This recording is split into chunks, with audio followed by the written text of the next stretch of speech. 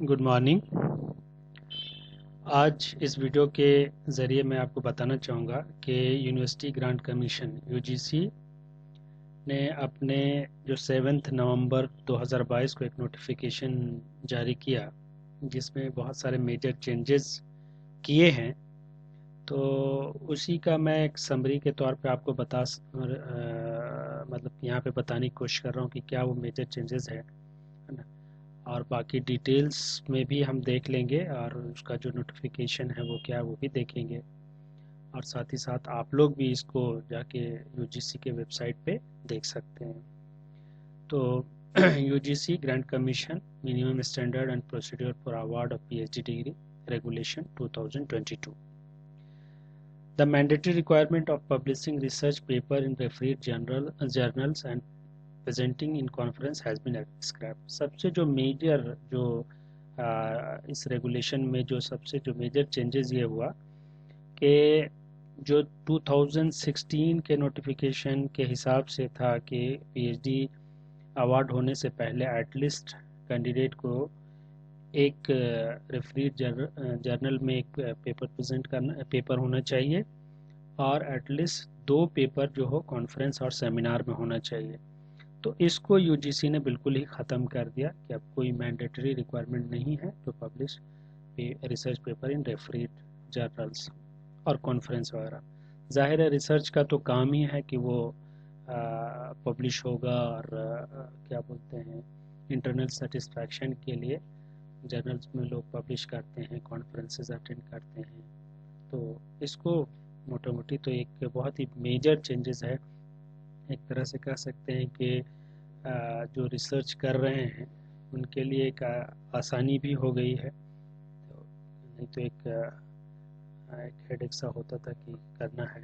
बस जैसा मैंने कहा कि वो तो ऑटोमेटिक है, अगर आप कोई रिसर्च कर रहे हैं तो ऑटोमेटिक पेपर पब्लिश करेंगे ही आप। तो इसको सिरे से खारिज कर दिया। दूसरा जो क्या हुआ है कि part time PhD have been launched for working professionals. Working professionals के लिए पार्ट टाइम पीएचडी का प्रोविज़न किया है, लेकिन जो एम्प्लॉयर है, जो कॉम्पिटिटिव अथॉरिटी है, उससे आपको एनओसी लेना पड़ेगा और प्रॉपर चैनल के थ्रू आपको अप्लाई करना पड़ेगा। तो ये अच्छी बात है। अभी कुछ दिनों पहले पार्ट टाइम पीएचडी का थोड़ा सा मतलब कमी हो गए थे, लोग ना तो रेगुलर कर पा रहे थे। बहुत सारे इंस्टीट्यूट इसको पार्ट टाइम पीएचडी को बंद कर दिए थे, लेकिन अभी यूजीसी ने पार्ट टाइम पीएचडी के लिए जो वर्किंग प्रोफेशनल्स हैं उनके लिए अलाउ कर दिया है। तीसरा जो है कि relaxation for 5% marks in eligibility criteria for admission even for the new EWS economically weaker section category जो है उसके लिए जो एलिजिबिलिटी क्राइटेरिया है, जैसे कि ये हमारा अब तक जो था masters degree with at least 55% marks in aggregate was mandatory for direct doctor aspirants. तो इसमें जो है वो रिलैक्सेशन अभी जो नए क्राइटेरिया के हिसाब से आ गया कि anyone with 4-year 8 semester bachelor's degree program with minimum 75% marks in aggregate or equivalent grade will be eligible for PhD। अभी क्या है कि अब जो बैचलर्स हैं जो 4 ईयर कोर्स करके भी डायरेक्ट पीएचडी में एडमिशन ले सकते हैं। ये एक बहुत बड़ा चेंज है ना। मतलब या तो वो 4 ईयर कोर्स होना चाहिए और उसमें 75% मार्क्स होने चाहिए। तो ये सब जो है मेजर चेंजेस हैं।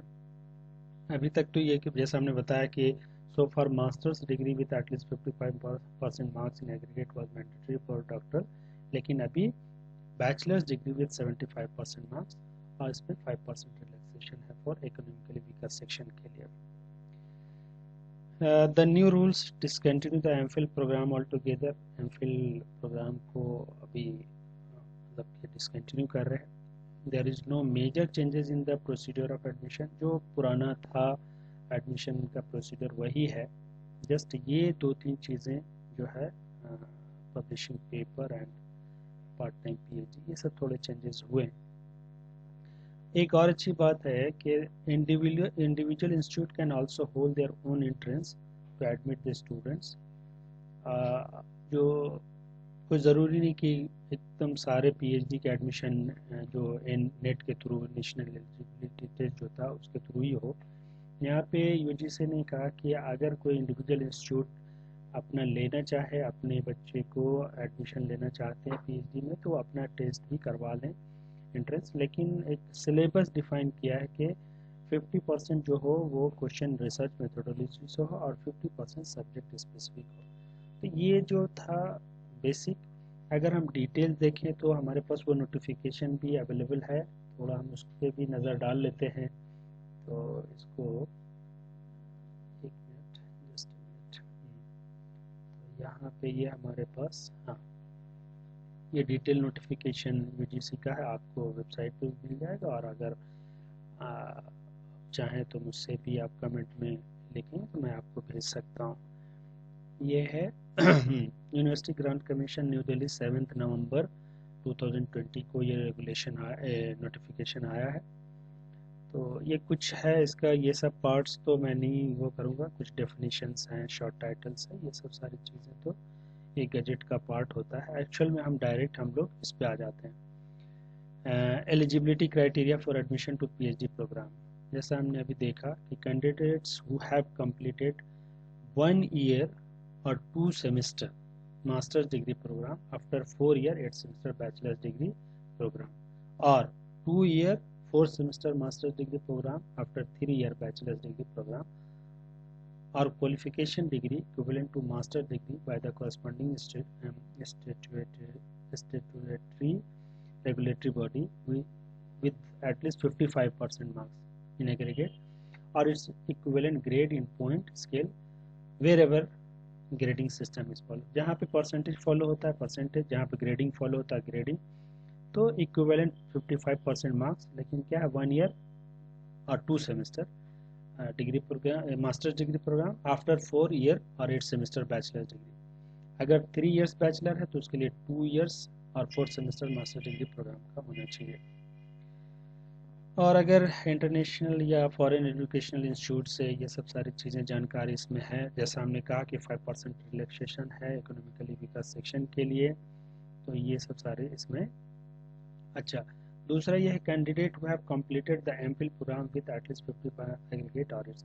दूसरा क्राइटेरिया कि अगर कोई एमफिल कर चुके हैं तो उसके लिए एटलीस्ट 55% मार्क्स है तो वो पीएचडी के लिए एलिजिबल है।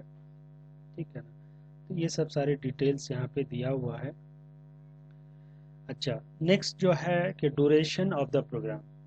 तो PhD programme shall be of minimum duration of 3 years, कम से कम 3 साल का होगा, including course work, and maximum duration 6 years। Minimum 3 years जिसमें कोर्स वर्क वगैरह भी शामिल होगा, और मैक्सिमम 6 year हो सकता है from the date of admission to the of the PhD programme. अच्छा, एक चीज़ आ रहा है, maximum of an additional 2 years can be given through a process of pre registration as per the institute ordinance of the higher education institution. मतलब additional special cases में 2 additional years provide किया जाएगा रजिस्ट्रेशन के लिए।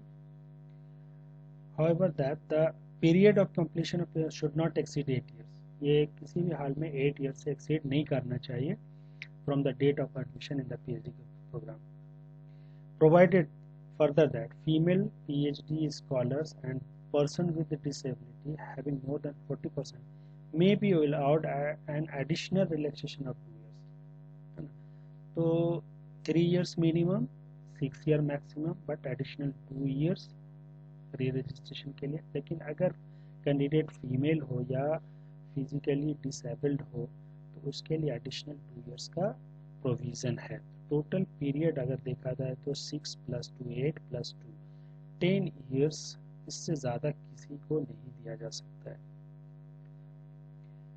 Female PhD scholars may be provided maternity child care leave for up to 240 days in the entire duration of the PhD program। ये इस दौरान वो मैटरनिटी लीव ले सकती हैं ड्यूरिंग पीएचडी प्रोग्राम। तो ये हमारा एलिजिबिलिटी, ये था duration of programme. Procedure for admission, जैसा हमने कहा कि कुछ मेजर चेंजेस नहीं हुआ है जैसा होता था। तो admission to the PhD programme shall be made using the following methods. तरीके से, जैसे UGC नेट, UGC CSR कई जो होता था।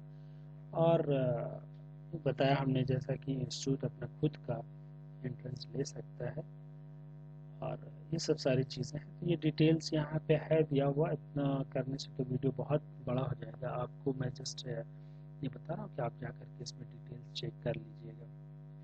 हाँ, यूनिवर्सिटी एंड कॉलेज, हाँ, universities and college which are eligible to conduct PhD programme. ये कौन से यूनिवर्सिटीज़ एंड कॉलेजेस हैं जो ये है उसके बारे में है यहाँ पे। और ये higher education shall maintain a list of PhD supervisors, ये सब सारी चीज़ें इसमें डिटेल्स में दिया हुआ। अब नेक्स्ट जो है कि एलोकेशन ऑफ रिसर्च सुपरवाइजर्स, कौन किसको कितना एलोकेट किया जाना चाहिए या कितने नंबर्स वो ले सकते हैं। तो eligibility criteria to be research supervisor co supervisor number of PhD scholar permissible as per supervisor. तो उसके लिए यह कि permanent faculty member working as professor, associate professor of higher education institution with PhD and at least 5-year research publication in at least 5 research publication in peer-reviewed or referred journals, and permanent faculty members working as assistant professor in higher education institution with PhD. At least 3 research publication in peer-reviewed or referred journal may be recognized as a research supervisor in the university where the faculty member is employed or it is affiliated postgraduate college institute. तो ये आपने criteria देखा कि at least क्या हो, permanent faculty member जो professor और associate professor के लेवल पर हो, उनका एटलीस्ट 5 रिसर्च पब्लिकेशन हो, और असिस्टेंट प्रोफेसर के लिए at least 3 research publications peer reviewed journal में हो। तो ये क्राइटेरिया है सुपरवाइजर होने का। For PhD scholars working in central government, state government research institute whose degree are given by higher education institution, the scientists in such research institution who are equivalent to professor and associate professor can be recognized as supervisor। ऐसे जो बहुत सारे institution हैं जैसे CBRI है और ये सब सारी चीज़ें हैं, मैं नाम एक कर ले रहा हूँ, लेकिन बहुत सारे ऐसे इंस्टीट्यूट है जहाँ की पोस्ट होती है साइंटिस्ट की, रिसर्च साइंटिस्ट की, जो equivalent to professor and associate professors के होते हैं, तो वो लोग भी सुपरवाइजर हो सकते हैं। हाँ, उसमें भी है कि प्रोवाइडेड कि उस एरिया में उन्होंने पब्लिकेशंस किए हो जो ऊपर क्राइटेरिया दिया हुआ है इस तरीके से। एक चीज़ और है जो अक्सर पूछा जाता है कि को सुपरवाइजर कौन होगा। Co supervisor from within the same department और other department of the same institution और other institution may be permitted with the approval of the competent authority. Adjunct faculty members shall not act as a research supervisor and can only act as a co-supervisor. Adjunct जो faculty members होते हैं वो supervisor नहीं हो सकते, लेकिन co-supervisor हो सकते हैं। एक चीज़ और है कि in case of interdisciplinary, multidisciplinary research work, if required, a co-supervisor from outside the department, school, centers, college may be appointed. Suppose कि कोई इन्वायरमेंटल इंजीनियरिंग के हैं और वो जियोटेक में करना चाह रहे प्रोजेक्ट, इंटरडिसिप्लिनरी है, तो वो दूसरी जगह से मतलब कि जो स्पेशलाइजेशन है वो वहाँ से वो को सुपरवाइज़र ले सकते हैं। ये सब सारी चीज़ें हैं, इसमें बहुत सारे और क्राइटेरियाज हैं, इसको आप डिटेल्स में देखिए क्या है ना। ये सब सारा कुछ related to marriage and scholar, ये सब सारी चीज़ें हैं, बहुत सारा डिटेल्स है इसमें दिया हुआ, ठीक है ना। हाँ, एक चीज़ जो इम्पोर्टेंट और है वो बता दूँ कि an eligible professor, associate professor can guide up to 8, 6 and 4 PhD scholars at any given time. Professors 8, associate 6 and assistant 4. Admission of international student in PhD program, international students अगर कहीं पे होते हैं यूनिवर्सिटीज़ में तो वो भी एडमिशन ले सकते हैं।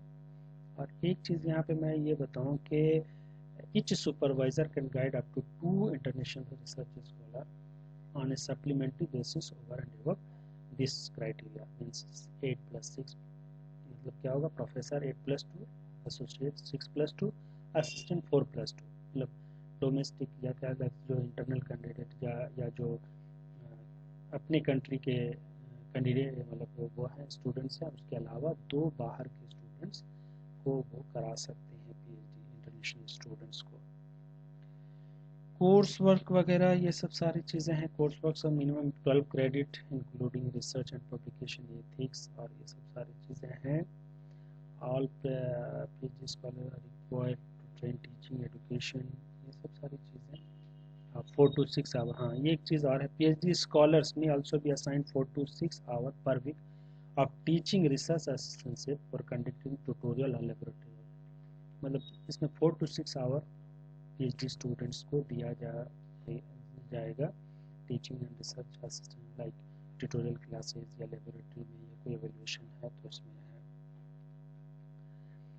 And PhD scholar must obtain a minimum 55% marks in its equivalent grade, the UGC 10-point scale, in the coursework to be eligible to continue in the program and submit his or her thesis.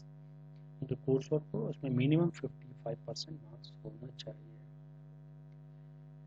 Research Advisory Committee and its function, इसमें there shall be research advisory committee or equivalent body as defined in the ordinance of the higher education institution concerned for each PhD scholar. The research supervisor of PhD scholar concerned all shall be the convener for this committee, and this committee shall have the following responsibility: to review the research proposal and finalize the topic of the research, to guide the PhD scholar in developing the study design methodology. ये जो guide होंगे उस committee का coordinator या कह सकते हैं के कन्वेनर होंगे, और उसमें एक्सपर्ट लोग उस कमेटी में होंगे जो कुछ डिपार्टमेंट के या फिर यूनिवर्सिटी के और आउटसाइड यूनिवर्सिटी भी हो। हाँ एक चीज़ है, each semester a PhD scholar shall appear before the research advisory committee to make a presentation and submit a brief report on the progress of his work for evaluation and further guidance. जो है इस committee के सामने पहले था कि हर 6 month पे उनको ये करना, अभी ये पर सेमेस्टर का प्रोविज़न है। तो उसमें क्या है कि जो भी प्रोग्रेस हुआ है पर सेमेस्टर इस कमेटी के सामने स्कॉलर को प्रेजेंट करना होगा अपना प्रोग्रेस, उसके हिसाब से based on the satisfaction level वो फिर रिकमेंड करेंगे और फर्दर वो आगे उसको कर सकते हैं। अगर अनसेटिस्फैक्ट्री हो तो the research advisory committee shall record the reason for the same and suggest corrective measures। कुछ रीज़न की वजह से हो सकता हो अनसेटिस्फैक्ट्री हो, काम जो जितना होना था प्रोग्रेस वो नहीं हो, तो उसका रीज़न करके उसको प्रॉपरली करेक्टिव मेजर सजेस्ट कर सकते हैं और उनको गाइड कर सकते हैं, कमेटी अपना रिकमेंडेशन दे सकती है। नेक्स्ट जो है evaluation and assessment method, minimum standard credits for award of the degree. ये सारा है upon satisfactory completion of course and obtaining the mass grade prescribed like 50% 55% जो था। Scholar shall be required to undertake research work and produce a draft dissertation and thesis. Before submitting the dissertation and thesis, PhD scholars shall make a presentation before the Research Advisory Committee of Higher Education Institution concerned. It shall be open to all the faculty members and the तो सबसे पहले क्या है, उसको एक thesis बनाना पड़ेगा, submit करने से पहले उनको एडवाइजरी कमेटी के सामने प्रेजेंट करना होगा। Then higher education institution shall have a mechanism using well-developed software application of plagiarism को चेक करने के लिए, ऐसा ना हो कि कहीं से कॉपी कर दिया हो। ओरिजिनल वर्क होना चाहिए और रिसर्च जो इंटीग्रिटी है उसको फॉलो करके ये सब सारी चीज़ें आगे बढ़ना है। A PhD scholar shall submit the thesis for evaluation along with an undertaking from the PhD scholar that there is no plagiarism, certificate from the research supervisor attesting to the originality of the thesis, that the thesis has not been submitted for the award of any other degree diploma. ये सब सारे आपको declaration आपको या undertaking देना होगा। तो इस तरीके से पीएचडी सबमिट करने के बाद फिर आपका वाइवा वोज जो फाइनल वाइवा होगा और सेटिस्फैक्ट्री वर्क होने के बाद आपको अवार्ड किया जाएगा। The higher education institution concern shall complete the entire process for evaluating a PhD thesis including the declaration of viva's result within the period of 6 months from the date of submission of the thesis। 6 month के अंदर उनको सारा करना होगा। Next जो है academic research administration and infrastructure requirement to be fulfilled by college for getting offering programme. ये सब सारी चीज़ें रूल्स रेगुलेशंस है कि कौन लोग हो सकता है। तो 4 ईयर अंडर ग्रेजुएट प्रोग्राम जहाँ चल रहा है वो लोग ये कर सकते हैं। दूसरी चीज़ at least 2 faculty member of college और 2 PhD qualified scientist in research institution at least होने चाहिए। ये सब सारी क्राइटेरिया है कि वहाँ पे ही पीएचडी चला सकते हैं। अभी बात कर रहे थे हम लोग जो हाइलाइट्स में कि PhD through part time mode. तो PhD programme through part-time mode will be permitted provided all the conditions stipulated in this regulation are fulfilled, and the candidate has to take no objection certificate to the candidate of the part-time PhD from appropriate authority, जहाँ वो काम कर रहे हैं या employer हैं जो उनसे उनको